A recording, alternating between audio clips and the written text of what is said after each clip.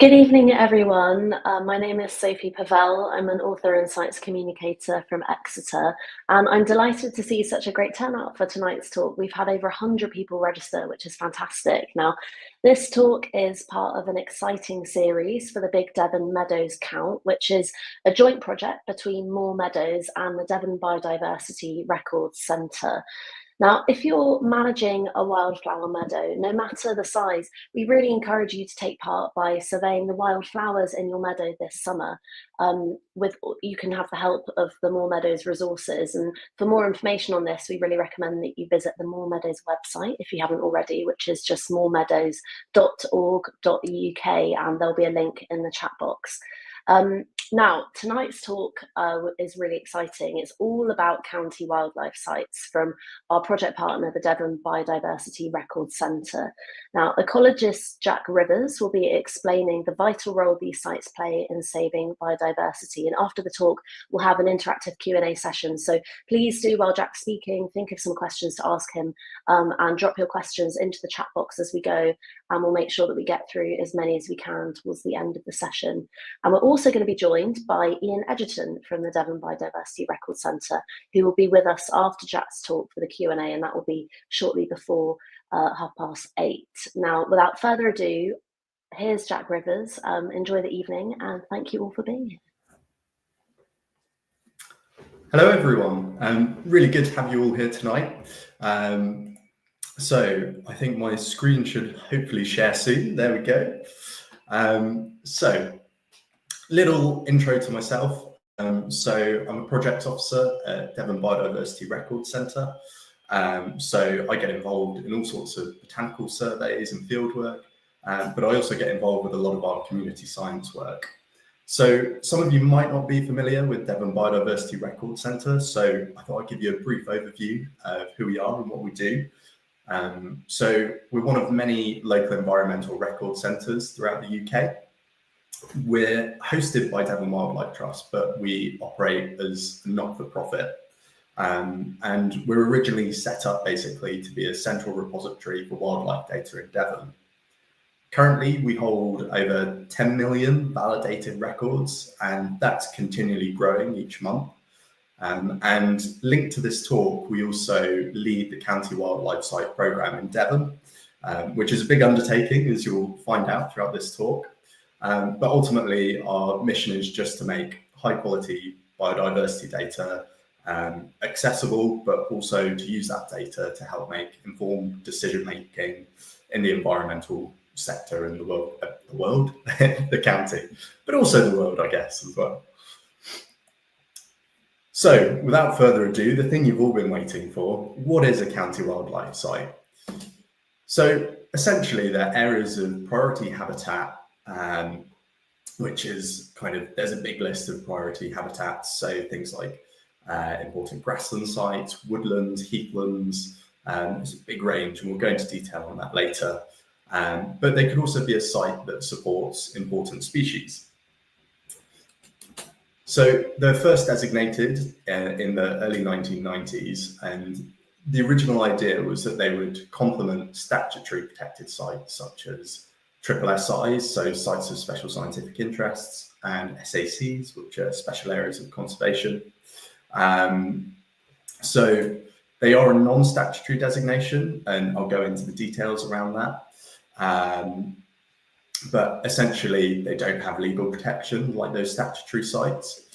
And they're often privately owned, which means that unseen by many people, but they're almost like hidden gems within the landscape. And yeah, the designation of county wildlife site can help to provide some protection, but there is also quite a few complications in actually designating these sites and identifying them. So they're known by various names across the UK. So another good example is local wildlife site. There are lots which I won't go through today, but just be aware there might be other sites in your counties if you're from outside of Devon that call them something different. So I'll also mention now something called an unconfirmed wildlife site, as it will come up later. But these are essentially wildlife sites that we think might be of county wildlife site quality, and they're mapped within our own holdings. But I'll go into a bit more detail about those later on. So, statutory versus non-statutory designations, I know, very exciting.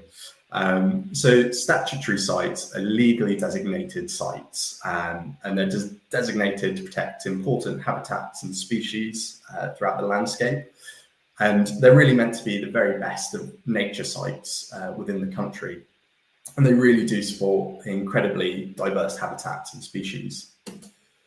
So they are designated under UK law, and they're often included in international agreements. So they offer really strong legal protection against damaging activities, and that means that anyone that might damage a site could be prosecuted, but it also means that there are certain management requirements. So there's a few key types of statutory sites that you may already be aware of, but I'll just go over a couple of them. So SSSI I mentioned before, they're really best examples of UK wildlife and geology, so really important for science. There's SACs, so special areas of conservation.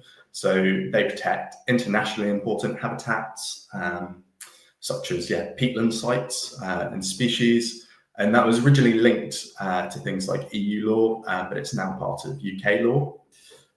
There's special protection areas, which safeguards rare and migratory bird species. Ramsar sites, which are international wetland sites. National nature reserves, which are just other really high quality habitats, which are managed for conservation and research.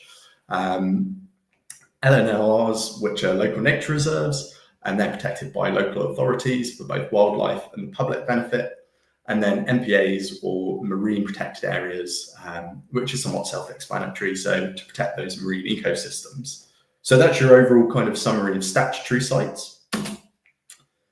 So next up is non-statutory sites, and the key thing is it includes county wildlife sites, but it also includes things like ancient woodland inventory sites. So DBRC actually conducted a review of the ancient woodland inventory a few years back, and they're essentially areas of woodland that we can evidence to have persisted since the 1600s.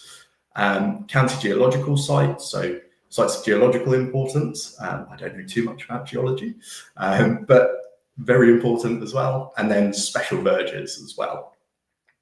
So as a non-statutory designation, county wildlife site status and designation does not provide any of those legal protections that statutory sites have. However, the thing you do get with them is that they are taken into account during the planning process, and therefore in a situation where there is a proposed development that is considered to impact upon a county wildlife site, then additional compensation or consideration is required in the design process of that development. And although it does not have any kind of legal protections, they really do contribute to our understanding of habitats and wildlife throughout Devon and the connections they have throughout the wider countryside. The other key thing with them is that there are no management conditions for landowners who look after the site. So you can manage the site however you want if you have a county wildlife site. And there's no additional kind of conditions for you. So I've hopefully introduced you to the basics of county wildlife sites and designations, but importantly, what do they look like? So here we've got a fantastic wet woodland site. So this is a county wildlife site we surveyed a few years ago. One of my absolute favourite habitats. They can often feel almost prehistoric in their nature, super damp, lots of invertebrates buzzing around. As you can see from the picture, loads of mosses, just awesome sites. Then how about a traditional orchard? So once again, really valuable for wildlife, and actually really important sites in Devon. In the southwest, we have a lot of fantastic orchards. Now here, this is quite a varied site. So this is quite a steep valley, I believe, up in North Devon somewhere. And it's got woodland, it's got some quite nice bracken assemblages, which support a really nice vernal flora, or similar to a woodland flora beneath them. And there's also other kind of grassland areas within this site. Now, you might not think this, but also man-made features can be really important. For example, this one here supports seals in the UK. So not something you'd necessarily think is an important habitat, but actually really important feature. So I've already mentioned that DBRC manages and runs the County Wildlife Site Network. So we run that framework within Devon, but we do that with support from Devon Wildlife Trust and Devon County Council. And we do that through, they do that through funding, but also sharing of sites and information. So the framework itself is locally funded and it doesn't receive any central government support. So it has an ability, because of that, to be far more agile than those statutory designations. And it means they play a significant part in ensuring sites of high biodiversity value outside of those statutory sites, such as SSSIs, are recognised and protected. So we carry out the majority of surveys, but our partners and community groups that we work with also help and contribute to that. And then at the moment, we tend to designate between 20 to 30 new county wildlife sites each year. But we also do de-designate a handful of sites, but that number is a lot lower. So currently there are around 2,200 county wildlife sites and over 4,000 unconfirmed wildlife sites, which are those sites that we mentioned earlier. So these might be sites that we've noticed adjacent to existing county wildlife sites whilst we've done a survey. We might have identified them through aerial imagery, or they may have just been recommended to us. So they're derived through a majority of channels, really. So one issue we do face is, although we kind of have this large number of existing sites, we are meant to monitor them every 10 years. And since the 90s, there's been lots of land ownership changes. So it means that not all of those county wildlife site owners are known.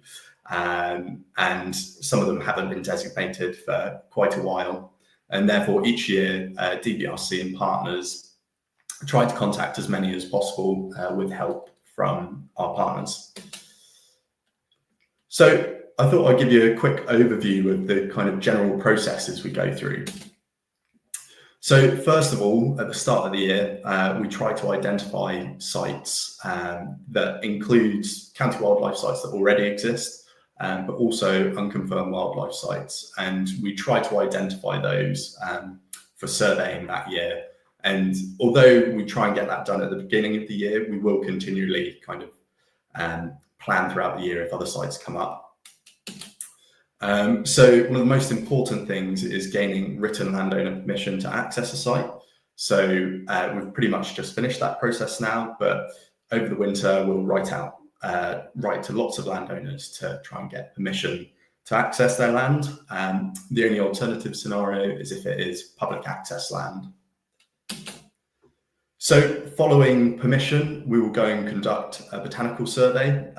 So typically that would be a DBRC surveyor. So there's 3 of us in the field team that go out. And the idea is that a botanical survey provides really good evidence of the quality of a habitat. And it's, we often only get one chance to visit a site. So it's a survey that we can do relatively quickly, usually in one day. And then we'll use that to try and designate a site. So because you can also designate sites based off of the presence of priority species, that usually would require multiple surveys. So things like reptiles, you need to evidence breeding a lot of the time. So putting out reptile mats, regularly visiting them isn't something we have capacity for. So that may be that a local wildlife group may flag that up, or somebody with a license that has kind of put us in contact with a landowner, or something like a breeding bird survey as well, where you have to do multiple visits. So following all those surveys, we'll produce reports on those sites, and those sites are put forward to a panel of experts who will then, help us decide which sites to designate or not. Now, I'll kind of go into detail more so on some of these processes in a second. But yeah, these sites are all designated based off of detailed guidelines, and those guidelines are available on the website, which you can actually see on the bottom of this PowerPoint slide. But that will give you a really in-depth view of how sites are designated. But I will kind of go over some of the basics today. So how do we actually go about identifying those sites? So although there is already a really large network of county wildlife sites, as I mentioned, those changes in ownership often make it really difficult to know who owns a site, and that can make it really difficult to uphold that 10-year monitoring. And in some cases, we simply can't get access to those sites. So it might be that previous owners may be able to help us make contact with the new ones, or we also work with a number of community groups who have really good connections to landowners, and they might be able to talk to them about county wildlife sites and put them in contact with ourselves. And then our partners like DWT might flag up sites that they go and visit, or talk to landowners that they work with. So although we have those great connections, at times those landowners need to be identified from maps and general address searches, and that can be quite time consuming. And sometimes it's just a matter of making a best guess as to who might own a site. So with unconfirmed wildlife sites, it's slightly different, as we might not hold any pre-existing data at all. So with those county wildlife sites, they've been designated over a number of years, and we kind of have a trail of crumbs to follow, but often with unconfirmed wildlife sites, we don't have that. So it might be that we've seen them along public access routes, so walks along public footpaths. As I said, they might be in close proximity to other county wildlife sites, and they're often really natural feature designations. And then aerial imagery is really useful at kind of getting a big overview of the landscape. And then once again, community groups might help us in that process. So one thing that we're really trying to hope to promote is public awareness about county wildlife sites, as we hope that that can help support access by introducing people to what county wildlife sites are and raising their profile. And yeah, so once those sites are identified, we will write to the landowner, and we have to really receive written permission to be able to designate those sites. And yeah, we will try and get around as many sites as we can a year, but survey scheduling is really limited by funding. And as I mentioned before, there's 3 of us in the field team that cover the entirety of Devon. So that's a lot of habitat surveys. So the survey itself, it will predominantly focus on assessing the type and habitat and its condition on site. And we do that by conducting something called a walkover survey. So in the field team, we are highly skilled botanists. My colleagues are definitely better than myself, but I'm getting there. I'm getting quite good now. And we'll try to gather as much information as possible from one site visit, because, you know, often we only get one chance to visit these sites, and more might be getting in the landowner's way or other things like that. So for the survey process, we try to do a pre-survey. So gather as much data that we have on the site before going out there. That might be looking at species lists that were made before or previous reports. We'll tend to produce a map that we can then go and annotate in the field. And then once we're in the field, we'll walk around the site covering as much of the area as possible. And we'll list the botanical species present and their abundance. And we'll also map the boundaries of habitats in field. And then we'll assess the condition of the habitat as well, as that can tell us whether it's a site that's in decline, if it's recovering, or if it's stable. So this survey is free of charge to landowners, and it's funded by our project partners through something called the Biodiversity Monitoring Framework. And following that survey, it includes a follow-up report, which is also sent out to the landowners free of charge. And I'll go through the report in a second, but it includes things like a species list and habitat maps. So in some cases, partner organisations might conduct a survey for us, and they will then feed back that information for us to incorporate it into our understanding of the county wildlife site network. And actually, over the past few years, we've been working with some really quite skilled now community groups. I will give a shout out to Action for Climate in Teambridge, who I was actually running a refresher grassland course with them today, but they've contributed a number of site surveys over the past few years, which have led to designations. And by doing that, we really hope to kind of upskill botanical knowledge throughout Devon and communities, but it also really helps us expand our survey capacity. Now, we kind of did mention the Big Devon Meadow Count earlier, but it ties into this really nicely because we're continually trying to kind of evolve the ways in which we can collect data and further develop our understanding of habitats in Devon. So essentially, through the Big Devon Meadows Count, we are asking that, or we're not asking, but we're giving landowners the opportunity to survey their own sites, either individually, or they might be able to get some support, or they might know a surveyor that wants to get involved.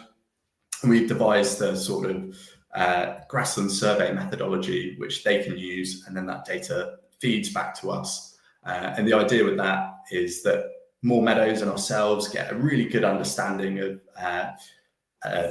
meadows within the More Meadows network, but also Devon as a whole. And last year, for example, from those surveys, we managed to designate 4 new county wildlife sites, and several more were flagged up for further surveys. So it can also help contribute to that county wildlife site network. So definitely have a look at the Big Devon Meadows Count. It's on the More Meadows website. And yeah, there's lots more information. So the reporting itself. So as I mentioned, an individual site report is created, and that contains all the information on the habitats and species present within the site. Also goes into detail on the site condition, and we will provide sort of basic management advice as to what we think might help to improve a site. So for example, with the woodlands, you might have really dense holly in the understory that we recommend thinning, or a site such as a grassland site might be undergrazed, for example. It's getting really tusky, and grass species are starting to dominate and limiting the growth of wildflowers beneath. So we might advise more grazing.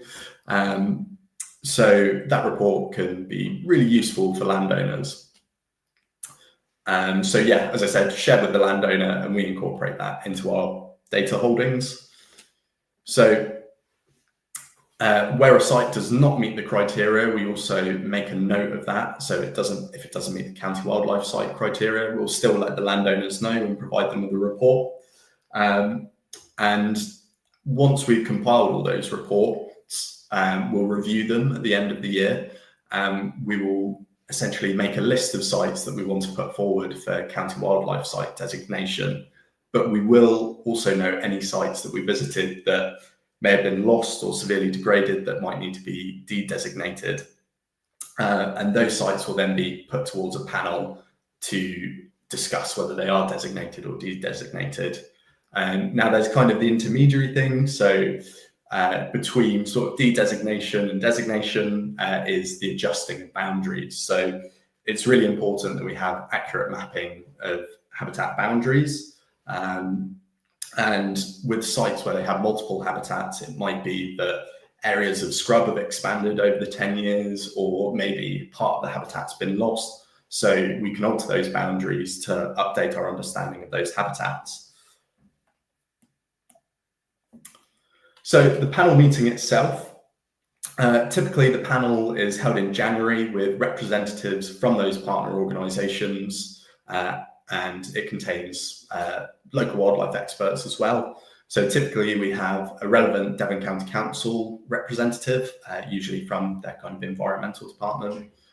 We have someone from Devon Wildlife Trust representing them, an appropriate local authority planning or countryside officer, local naturalists of reputation, so it might be someone from a local back group, a relevant environment agency officer, or someone from Natural England, or both, and then ourselves from Devon Biodiversity Records Centre. So the survey team, including our kind of project lead and myself and kind of the other survey officers, and also Ian tends to attend as well, who you'll see at the end of this. So at the panel, the idea is that it ensures the quality of surveys, and from that we can also update designation criteria. So during the panel, all sites are open for discussion really, and that curated list that I mentioned that we develop at the end of the year is prioritised for discussion. So they tend to be the sites that might be a bit borderline, might be a potential de-designation, but everything is on the table. So typically at the end of a panel, the panel themselves will handpick a few sites at random, essentially for quality assurance, to make sure the sites we're putting forward really are up to standard.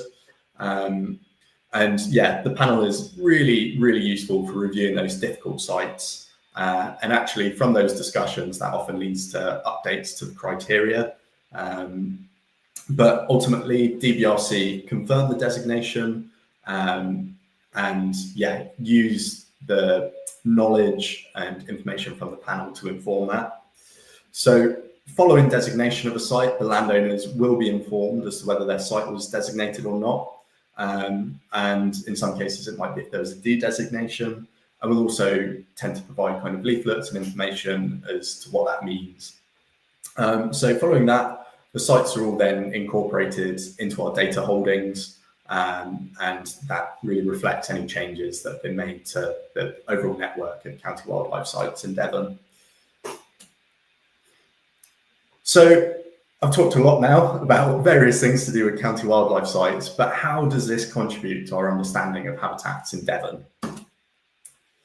So here you'll see a map, which I appreciate is, yeah, possibly a bit zoomed out to see all the detail. But essentially, the dark green blotches you see on there are county wildlife sites. And the figure that they sort of comprise is 4% of the entirety of Devon. And that equates to around 30,000 hectares. And we have sort of really detailed understanding of those habitats. And as I mentioned earlier, county wildlife sites are kind of partially brought in to fill in those gaps between sites of special scientific interest. So they tend to be really big, but often not very well connected. And as you can see, county wildlife sites almost act like stepping stones throughout the landscape. So I tried to include the most recognisable habitats in this pie chart, but this is essentially trying to give you an overview of the broad habitats. So 45% of county wildlife sites contained a mixture of habitats. So they might be sites that have calm grassland, woodland habitats, grasslands, all mixed together. So they tend to be slightly larger sites. You'll probably notice that there's quite a big other category, which is 17%. And that includes broader designations. So, for example, entire estuaries have been designated as county wildlife sites, and often the associated habitats with those estuaries. So that's why they make quite a big chunk of the area. Oh yeah, I should say that this is representative of the total area. So kind of over 30,000 hectares. So this is what the percentages represent. And then followed by that is woodland habitats. So 15% of that area of county wildlife's sites are woodland habitats, followed by grasslands, and then calm grasslands, which is a real speciality in Devon, particularly North Devon. So how about the condition of those sites? So as I mentioned, there's been a whole load of sites designated since the 90s, and actually over 50% of them, we don't know what the condition of them are. And that might just be because there wasn't that initial baselining done. But actually 26% of them are considered to be in decline, or they kind of might just be starting that recovery process. 16% of them are considered to be stable, and then 6% of them are considered to be quite severely degraded. So the largest county wildlife site we have is well over 700 hectares. The average site is around 13 hectares, and then the smallest sites can encompass less than 1 hectare. And they're often sites that are designated based off of the presence of priority species. So that's the general overview of the County Wildlife Site Network. So how about the year that's just gone? So last year we contacted 146 landowners. Of those, 55 responded, and that's kind of around a third is what we see each year. And of those 55, 8 of them refused access. So we gained permission for a number of sites, but in total, we accessed and surveyed 112 sites, with 61 of those being already existing county wildlife sites. That does also include partners as well as the BRC. So during the survey season, we designated 33 new county wildlife sites. We ended up making boundary changes to 11, and we de-designated 2 sites. Now, of those 55 sites that we did have condition data for, 25% were found to be kind of in decline. 71% were found to be sort of stable, and only 4% were found to be improving or kind of recovering. So you might be wondering, there's all this data that I've been discussing, but is it accessible or not? So you can see a sort of limited resolution view of county wildlife sites on the Devon Environment Viewer. However, the resolution of that data is limited for multiple reasons. So, as I mentioned, some of those sites support rare species and also habitats, and it's important that their locations are not publicised in order to provide some additional protection from disturbance. Also, by limiting that resolution that's publicly available, it prevents individuals assuming any rights of public access, which might cause disturbance to the landowner or tenant farmers, but also the wildlife there.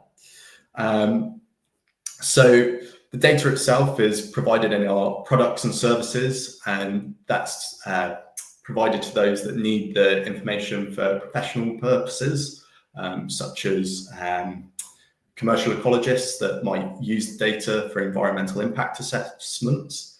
And then in addition to kind of all of that, it's worth noting that we don't receive any central funding through the government, and therefore we recoup our running costs for kind of maintaining our data holdings by charging for access for a range of the data. And that means we can continually update it, maintain our data holdings and improve those data holdings. So as I mentioned, we're continually adding more records and more data on county wildlife sites. So we do that by making charges to local authorities, ecological consultants, and other environmental projects that need access to the data as part of their work.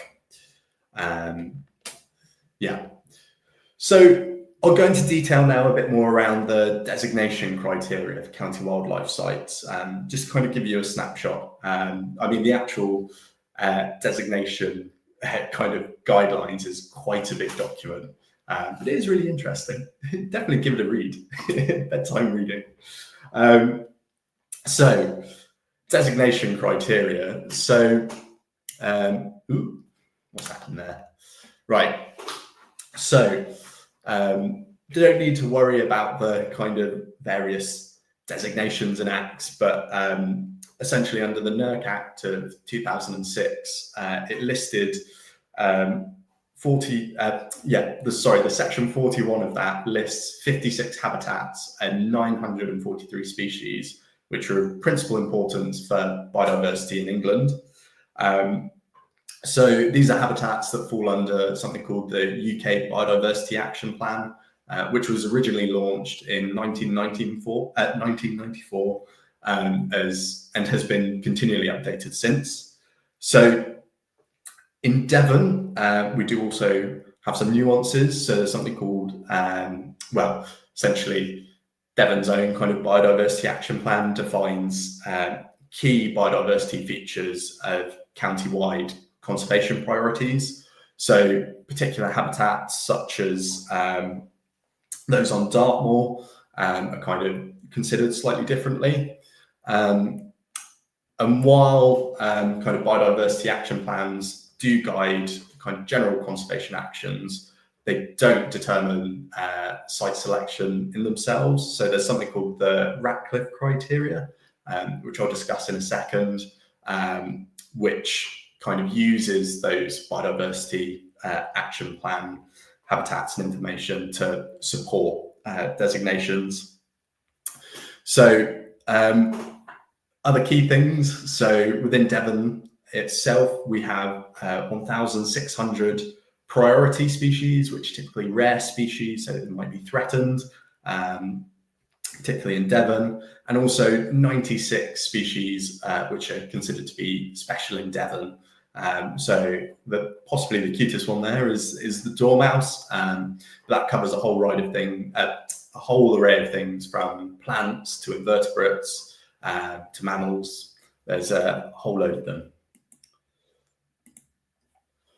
So I mentioned the Ratcliffe criteria, and essentially it's a standard method for assessing conservation value. So the key things that we look at are size. So essentially, the bigger the habitat, the better in most cases. There's naturalness. So although that is somewhat subjective, it tends to be based off of other kind of existing habitat, good quality that we know about, and any historic data we do have that we can use to gauge kind of what truly natural sites would be like. Although arguably in the UK, there's not many sites which are completely natural. So representativeness, essentially, is it a good example of that habitat? Rarity, self-explanatory. How frequently does it occur within the county? Diversity, so is there variety in habitats and species, but also structure. Structure is incredibly important for species. Ecological position, so how does that habitat function in a landscape? So does it provide more opportunities for species for breeding, for example? We'll look at the recorded history of a site. So did it have important historical context, and has it changed over time? Fragility, how susceptible that habitat is to change. Potential value of the site, so sites that have the potential to be improved and be restored to a more natural state. And intrinsic appeal, so nature is intrinsically important and it's appealing to ourselves as humans. So is it kind of a good natural nature site? So yeah, this criteria essentially underpins all county wildlife site selection. But there are kind of finer details of the guidelines linked to specific habitats. So as it's not an exact science, we often rely on kind of expert judgment and also local knowledge of habitats. And that's really important in borderline cases where we've had it in the past that there aren't many opportunities for kind of invertebrates in certain areas. So although a site might not be as diverse as we'd expect, if it provides good foraging opportunities for invertebrates, that might add a bit more weighting to it. But yeah, the overall kind of county wildlife site manual and guidance is to offer kind of that detailed guidance we need, but it also acknowledges that there is a need for professional interpretation as well. So, interestingly, I thought I'd include this. There are designation opportunities for artificial habitat. So you'll see on the screen a golf course, which you might think, hang on, they're not usually brilliant for wildlife, but actually in Devon, we have some fantastic golf courses for wildlife. I don't play golf myself. I'm not particularly interested in it, but I have spent quite a bit of time crawling around Dawlish Warren Golf Course, counting something called the Warren crocus, which is a beautiful wildflower, but particularly rare. Yeah, artificial habitats. So these might be man-made or heavily modified. So man-made, like parts of the harbour that I showed earlier on, right at the beginning, that support seals.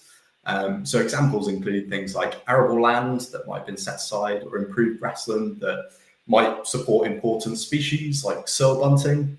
Other things like wildlife corridors, so hedgerows, green lanes, dry stone walls, road verges, parts of railway verges or disused railway lines, and then other modified areas such as golf courses, which might just happen to support some calcareous grassland, which we don't actually have much of in Devon. And even kind of, urban built environments can provide a lot of value for wildlife. So, seeing as this is a talk for more meadows, I thought I should include some detail on grassland criteria. So, the main thing to look for is a grassland site that is, well, it's not the main thing in other things, but one of the thresholds is that a site is greater than 0.5 hectares. So if there is already a recorded MVC community, which is outlined in the County Wildlife Site guidelines, then it could be designated. I should say MVC, ecologists are terrible at making abbreviations, but that stands for National Vegetation Classification. And essentially, I believe it was in the 90s onwards, a bunch of botanists went out, recorded lots of plants and decided to label them with communities and numbers. So you could essentially map habitats, something that, casual nature enthusiasts not expected to know, but we often use it for really detailed habitat assessments. But typically that requires lots of quadrats, lots of detailed surveying, and we don't always have that opportunity for county wildlife site designations. So therefore, we look at other grasslands that might contain it. So broad categories of acidic grassland, mesotrophic grassland, so neutral soils, and calcareous grasslands. So those which are more base rich tend to be on things like limestone deposits, and they tend to support a much higher number of species. So we look at a high diversity of species, and that is typically based around 1 meter square quadrats. So we look at essentially the number of different grasses, sedges, and herbs over a 1 meter squared area, and then done multiple times over a habitat. So for acidic grasslands, we're looking for 10 species or more to potentially qualify as a county wildlife site. For neutral grasslands, we're looking at 15 species or more. And then for calcareous grasslands, we're looking at 20 species or more. So the other thing is, if we go and look at that assemblage and we can look at it and go, yeah, this clearly matches an existing MVC classification, then, and it meets that greater than 0.5 hectares, then that would also be a way to designate a site. And then also we look at the presence and wide distribution of indicator species. So indicator species are essentially plants which are indicative of good quality habitat, but also good condition of habitat. So we do have a list of indicator species. So for a neutral grassland or calcareous grassland, you might come across things like orchids, yellow rattle, everyone seems to know now because of its kind of really good function in grassland ecosystems, things like knapweed. So really lovely natural kind of wildflowers. So typically at least 5 of the indicator species listed in the guidelines should be present on a site and should occur widely throughout. So that will help with designation. And although I mentioned that most sites need to be kind of 0.5 hectares or greater, there are some nuances. So for example, churchyards can be fantastic for wildlife, and they often can support really rich grassland communities. So they can be as small as 0.25 hectares and still be designated. And particularly, they might be in an urban environment as well, where it's some of the only grassland around. And also, sites would not normally be chosen for kind of species richness alone. So if you're not seeing those indicator species associated with particular habitats, then it, might not meet the criteria. So now I thought I would kind of discuss really the importance of county wildlife sites. Essentially how they function connectivity-wise, but also everything else they contribute. So county wildlife site flags up really important wildlife sites, and as they're often in private ownership, they're often overlooked. So by becoming a county wildlife site, becoming part of the monitoring, we can really kind of understand the trends throughout Devon of species distribution, habitat condition, and also connectivity. So yeah, what I just mentioned there, it really does facilitate that monitoring. And it's kind of even easier if we can kind of maintain an understanding of who owns the land. And really, ultimately, by knowing what's on a site, we can try our best to conserve and support biodiversity.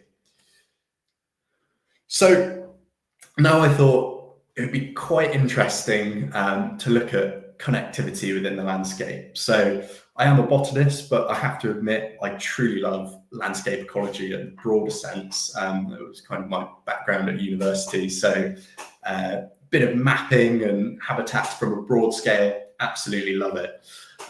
So what we're looking at here is sites of special scientific interest. So this map is a little bit older, but it works for the purposes of this demonstration. So actually along this southern edge, it's relatively well connected, and these sites are quite big. So I mentioned before, kind of bigger is often better for habitats. But as you move inland, there isn't much connectivity. And when you look at these sites, there's not a lot of connectivity between them. But surely there's more habitat there. So actually, if we bring in the county wildlife site layer, we can see that there's actually a lot more habitat sites that are brilliant for wildlife, but importantly, they act as those key connecting features throughout the landscape, connecting up those sites of special scientific interest, but also other county wildlife sites. Now, that's brilliant. That's kind of our current understanding, but we think there's probably more. So this is where unconfirmed wildlife sites come back in. So these are those sites that we might have peeked over a fence and seen, or they might have been identified through aerial imagery, but we've not yet managed to survey them or make contact with landowners. So although we might have very limited understanding of the habitats there, there's really potential to further our understanding of those habitats. Now, the other thing I should say as well is our kind of unconfirmed wildlife site layer is not exhaustive. So we use this kind of as best as we can to try and find new sites. But because they are unconfirmed sites, it's not really something that we kind of share with partners as evidence of what a habitat is. They're really sites that we need to learn more about. But actually, there's likely many more sites throughout that landscape that would be of county wildlife site quality. And actually, once again, that's partially where the Big Devon Meadows count comes in, because even if they're smaller meadows, they'll make such a difference in that connectivity and understanding. So I've gone through designations, I've gone through their kind of wider benefits, but what is the kind of benefits of designation? So yeah, absolutely, it provides some additional protections to the site by flagging it up in the planning process, but it also raises the awareness of the importance of biodiversity with landowners or people that might kind of access the site. So by having a county wildlife site survey and getting that designation, it can help signpost and evidence, provide evidence to support application for wildlife and habitat management subsidies. So I was actually chatting to someone that works within a community group today, or doesn't work, but volunteers within a community group, and as one of our surveyors, they were talking to me about how their CWS designation was used alongside their higher tier stewardship application, and they were successful in that process. And I know I'm not an expert in subsidies by any means, it's not my background, but I know that's an ever-changing field at the moment. Also, what it does do is it absolutely acts as a gold standard for wildlife management. So often landowners that are managing county wildlife sites or unconfirmed wildlife sites, for example, their efforts aren't necessarily recognised, and by gaining county wildlife site status, it's almost like winning a gold medal. You know, that is a fantastic wildlife site and you're putting in amazing effort. But also it offers that deeper understanding of sites to a landowner. You know, with the report we provide detailed species list, detailed habitat maps, really important information, and then that can help with prioritization, for example, with advisors that work with Devon Wildlife Trust and other partners when they work with landowners. So what is the future of county wildlife sites? Well, we will absolutely continue to identify sites, carry on doing surveys, and just do what we can to raise the awareness of county wildlife sites. So in theory, that network of county wildlife sites should continue to expand, and that really helps us to paint a more detailed picture of the status of wildlife and habitats within Devon. It will help, we'll look to further develop ways of identifying and surveying potential sites, so through the Big Devon Meadows count and similar partnerships. And ultimately, we hope to continually raise the profile of county wildlife sites throughout the county. So that pretty much brings me to the end of my talk. So hopefully that's given you a snapshot into what county wildlife sites are. They truly are fantastic habitats. I mean, I feel really privileged to have had the opportunity to see some amazing ancient kind of bits of woodland, bits of common grassland. Really, there's a lot of variety in county wildlife sites. There is more information available on our website, which you can read up on about the biodiversity monitoring framework, and also the guidelines are on there for the selection of county wildlife sites. And that should just about bring us in time for questions. Great, thank you so much, Jack. That was fascinating, and just seeing that map of 30,000 hectares of Devon it just reminds me how large it is as a county. It's so varied, and so this is really exciting to learn about. And I particularly love the image of you crawling around Dawlish Warren looking for rare crocuses. That was very enjoyable. So we'll head straight into the Q&A. We've got some lovely questions here. And I think this first one from Cindy actually would be a lovely one to start with, because it might be a good recap. So Cindy asks, just where are the Devon County wildlife sites listed? Yeah, so on that one, Jack? Yeah, you go for it, Ian. We've got Ian with us now, which is sorry. Hi everyone. I've just so I'm Ian Edgerton. I manage the Devon Biodiversity Records Centre. I've done for about 14 years now. Blimey, so therefore have had a strong connection to this framework for during that period of time. And by the way, I must just say congratulations, Jack. A, being on time, and B, you must have almost lost your voice after 50 minutes of that. Well done. So yeah, going through the questions. So in terms of where, so as Jack mentioned, DBRC administers the framework, and we keep the register of these sites. There are actually 2,281 of them as of today. We don't make that publicly accessible, as Jack said, because there are sensitivities around landowners don't particularly want their boundaries and a lot of high resolution information about their sites generally in the public domain. It can sometimes infer, people will take that as public access, and it can cause other problems. But also, we, like many other businesses like the Met Office Ordnance Survey, we have to run a sort of blended business model because it's not centrally funded by government. We do have to make charges for access to the data, typically to the professionals that need it, and we make it much more accessible to communities and safe community projects and things like neighbourhood planning. So we have routes, lots of routes where it can flow into decision making, but it is not publicly available, and certainly not the sort of details of owners and etc. There's a couple of questions that are sort of connected to that, which is, can I get my site looked at? How do I know if I've got one? And things like that. So DBRC, if you ever have questions around any of those sort of things, you just have to give us a call, drop us an email. We can check on our system whether you have got one, whether it used to be one, whether it could be one, and then go from there. But as Jack said, we've got a limited budget, limited availability on an annual basis, so obviously can only deal with so much at any one time. Hence, try and work with partners like Moor Meadows and others as much as we possibly can.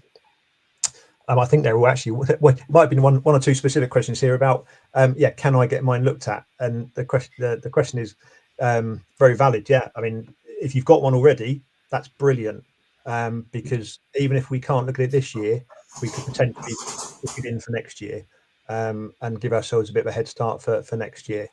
I would just add to that as well. So if it's a site, we typically revisit them every 10 years. So it might be that your site is kind of already on our list and already flagged up. And then when it kind of comes around to it, we will get in contact with you.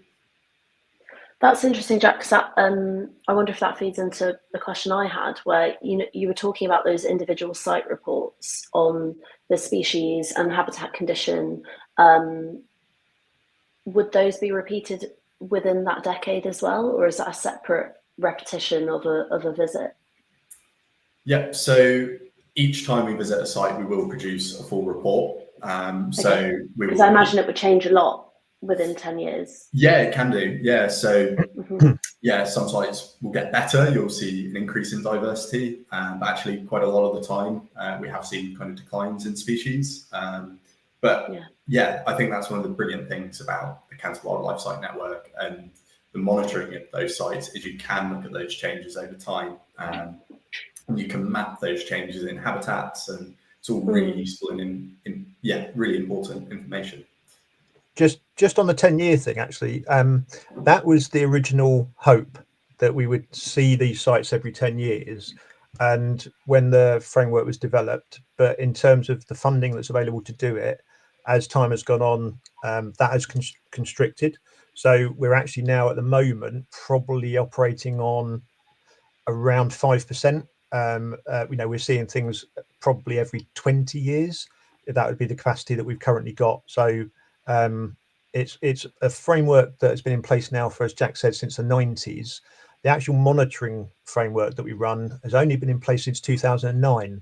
So we're 15 years in, and we've seen around 1,200 sites out of 2,281. So over half. But yeah, so we're running at unfortunately, half of what we would like to have, or what the program originally set out to try and do, and that is all down to capacity. Yeah, that's really important to know.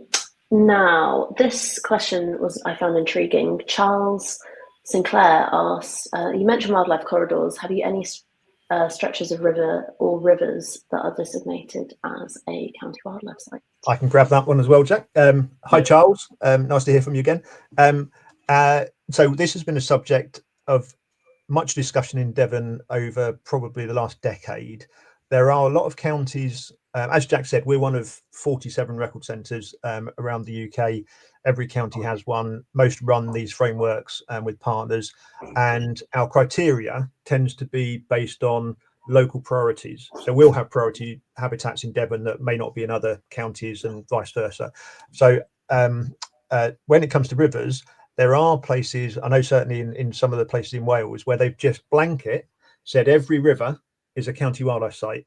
That was not deemed to be something that was right for Devon originally when the criteria was set out.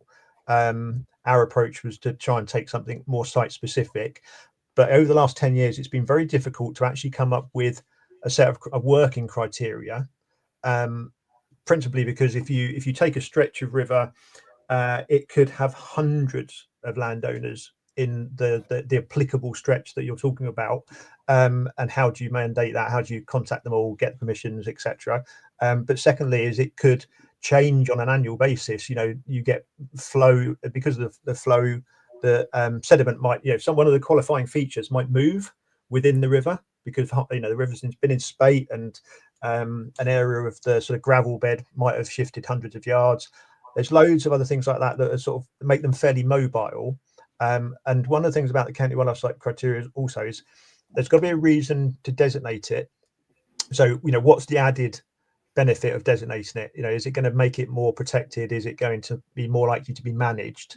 And whereas you can have, let's say, like Jack mentioned, a site of Colne grassland that gets designated, and the landowner might think, right, I'm really proud of this and I'm going to make more of an effort to manage it well. That's not really easily transferable to a river that again is in multiple ownership, and highly mobile, changing all the time. So it's something that we've wrestled with, not just us, and it's probably a good point where Jack mentioned earlier about experts coming in and help us do this work. So we've had people from the EA, West Country Rivers Trust, all involved in this discussion, and yet to come up with an answer for it here. We've had big estuaries. So the Dart estuary, that was designated as one big county wildlife site. But again, in terms of its value of designating it, when it was then sort of flagged up in planning, what did that mean? Okay, you've got this massive stretch of estuary that's been designated. What we tend to try and do now, as we have done with the salt marsh project that we did last year with the Environment Agency, is go back and look at those, what are the actual really important features of that estuary. And so we've picked out individual salt marsh sites and designated them on their own value, rather than have them sort of hidden within this amorphous title of just being a River Dart County Wildlife Site. So yeah, still a work in progress on that one, Charles, unfortunately. So it doesn't help your project that you've got going down in the SID. Oh, that's super interesting.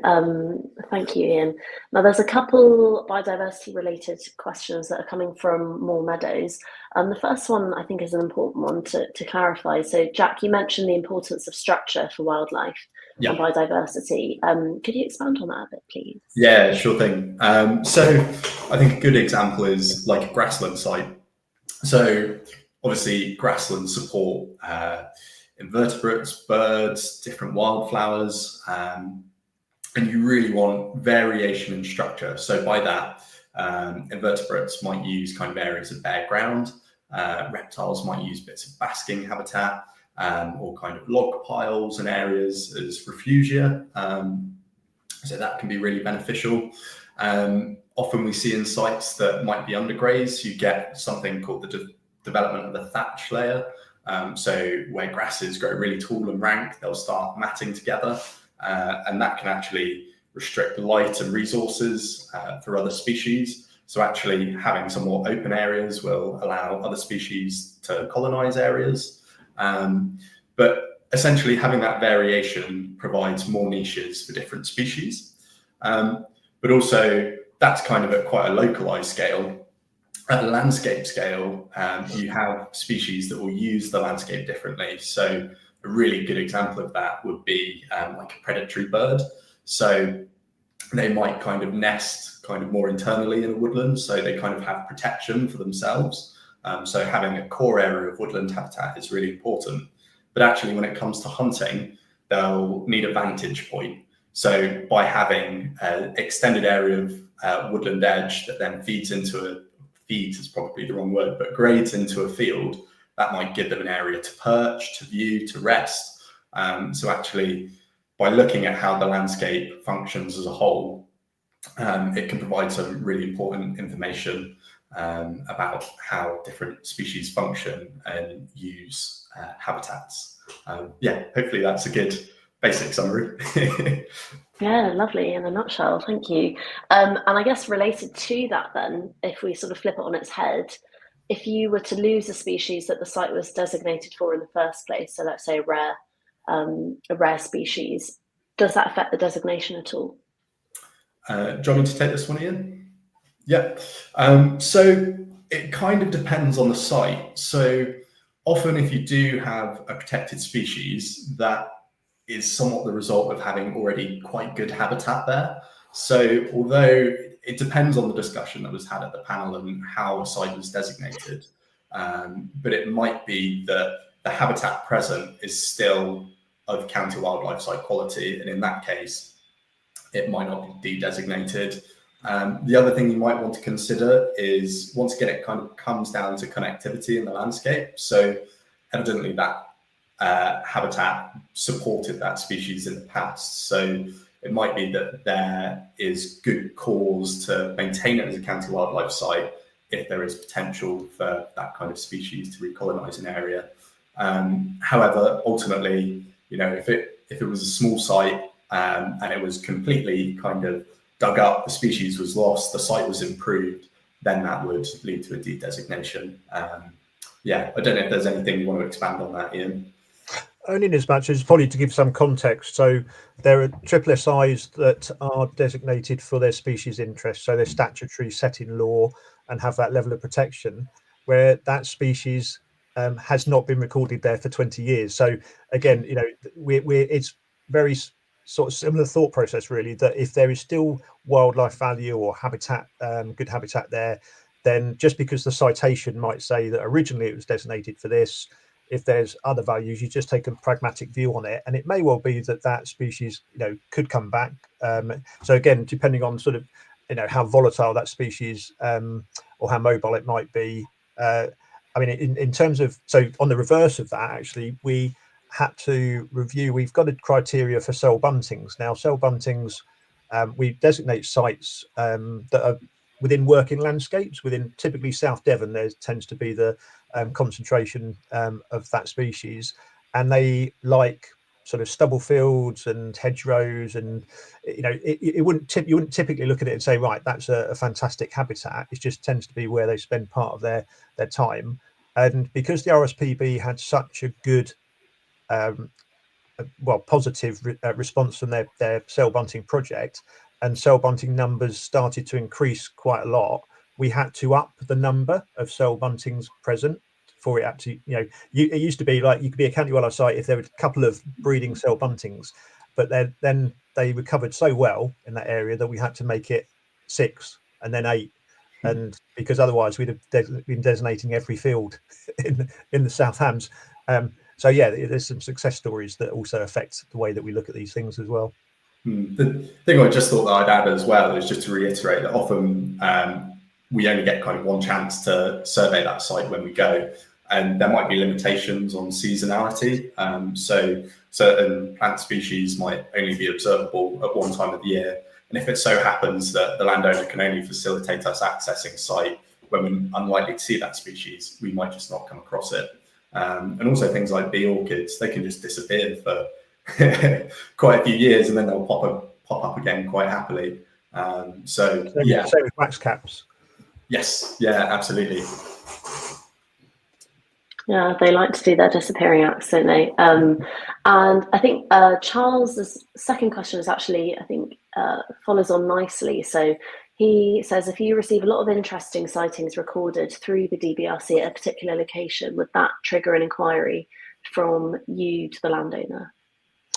In terms of species sightings, it doesn't tend to correlate. So because the county wildlife site framework is 99% around sort of the habitat, the presence of priority habitat, very few of the sites actually designated for species, and if they are, it's a particular species.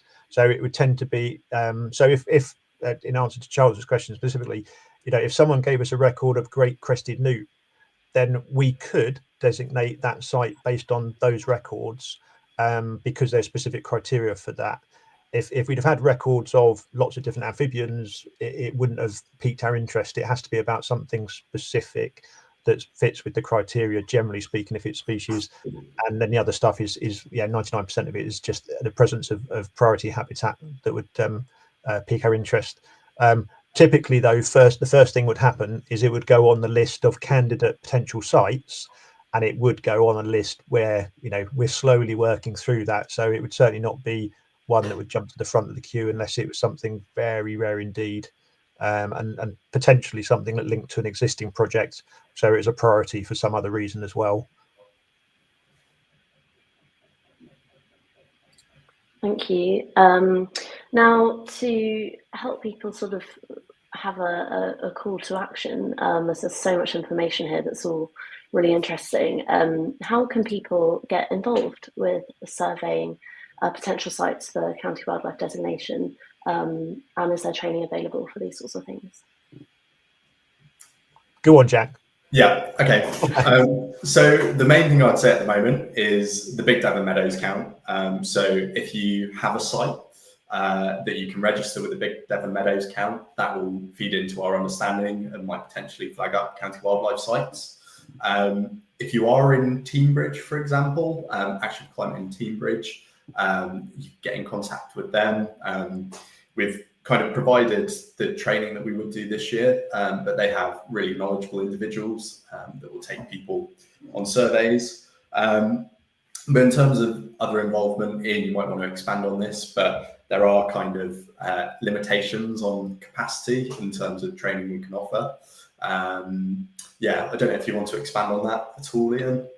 Only that it changes year by, so we take advantage of any of the opportunities we can get through funded projects to include training for volunteers and communities, and we try and leverage that into bids wherever we can, and those projects tend to ebb and flow. So as an example, there's been quite a big citizen science element of the Saving Devon Treescapes project that we've been involved in, and that's been able to provide training as an example around lichens, and we can designate sites for churchyards, typically again for maybe lichen interest, things like that. So it's just trying to make those connections, and where we haven't got the current capacity, and we might have some real interest from people in, because the Big Meadows count obviously is very much about one section of habitats, grassland sites, but if there's you might have a woodland or other type of habitat that isn't covered by that, in which case we would just try and look to try and join you up with the right project, or you may need to wait a little bit of time until we've got another project where we can cover some training and cover it through that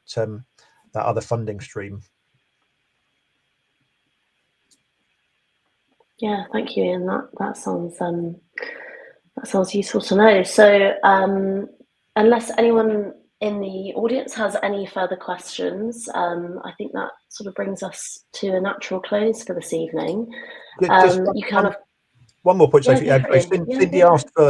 Cindy asked for email contact details. Oh yes, so she did. I'm more than happy for my contact details to be, my email to be circulated. I can't get in the chat. I would have answered, but I can't get in the chat at the moment. So by all means, do circulate my email address, or pop it into the chat, whichever is easiest for you, because I'm more than happy to field questions, and anything that comes up post this, that's absolutely fine. And certainly if people think they have got a county wildlife site, then obviously we would want to talk to them. That would be great.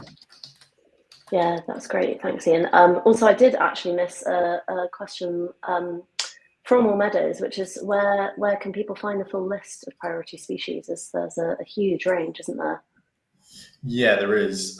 So Devon priority species, if that's what it's looking at, I believe on the Devon Local Nature Partnership website, that lists species in Devon. For the county wildlife site aspect of things, you can look on the DBRC website, where you have the county wildlife site designation guidelines. If you're looking at broader kind of UK priority species, can't remember where it is, but if you just Google kind of UK priority species, I believe it'll be kind of on government websites which list those. Someone might be able to give a more specific link to that. Cool, thank you, Jack. That sounds great. Just to let you know, tonight's talk has been recorded and will be available on the Moor Meadows YouTube channel by next week. And if you haven't already, it's really worth checking out the channel. It's a fantastic resource for meadow makers and anyone interested in creating wild habitats, or just finding out a bit more about what's going on. There's so much great information there, and you can of course look at over 60 other informative videos covering everything from how to identify native meadow grasses to creating your own meadow in your garden, and even managing hedgerows for wildlife to conservation grazing. So a really nice variety. The link is in the chat box on the channel just here, or you can just type in Moor Meadows YouTube into your search engine. And if you, Ian's email is in the chat there. That's really helpful. Thank you. So do make use of that. And if you have a meadow in Devon or elsewhere in the southwest, no matter its scale, what size it is, please consider adding it to our Meadows map and help build the data on the Moor Meadows website. It's so valuable to help us build a picture across the county. The map showcases the collective effort being made by individuals to help reverse wildlife decline. And as of this week, we've now reached 3,000 acres on the map, which is amazing. A huge milestone and a massive collaborative effort. So that's definitely something to celebrate. And yeah, thank you so much to tonight's speaker, Jack Rivers, and thank you to Ian Edgerton from the Devon Biodiversity Records Centre. And thank you to you, for our audience, for joining us this evening, and to the wonderful Tracy and Donna behind the scenes. Have a lovely evening. Thank you. Thanks, everyone.